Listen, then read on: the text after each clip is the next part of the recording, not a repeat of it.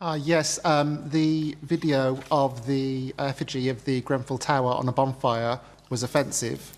However, is it a crime?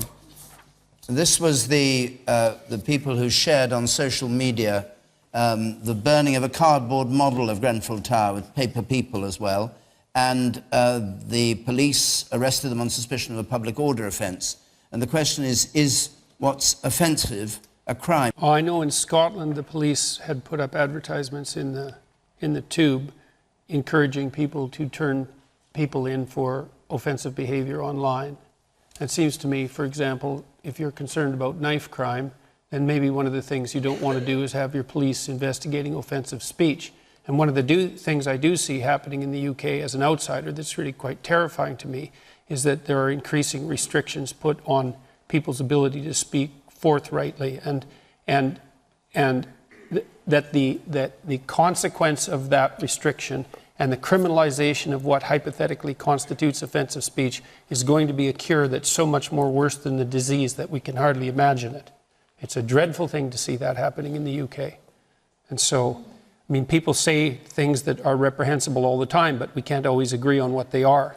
But to start to criminalize that's hypothetical. Are you saying nothing that anybody says should ever be counted as a crime?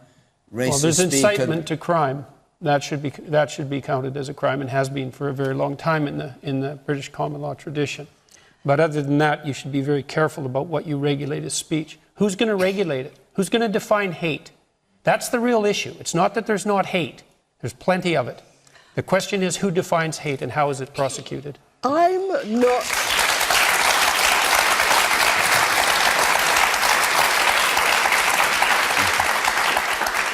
not frightened of forthright speech.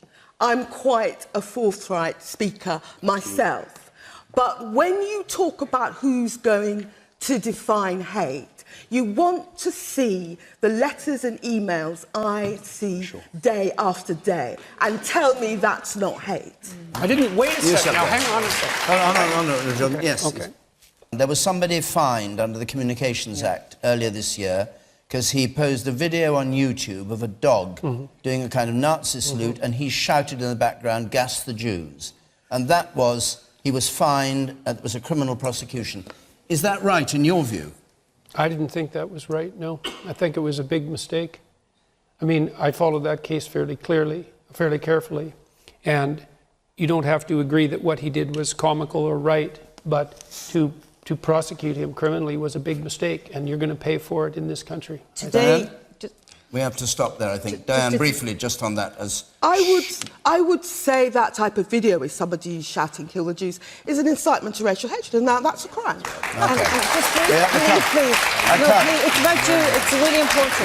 It may be important, but 80 years ago today, the precursor of the Holocaust happened. The night of the shattered glass, if I got the term. Kristallnacht. So don't underestimate what happens. It's only 80 years ago.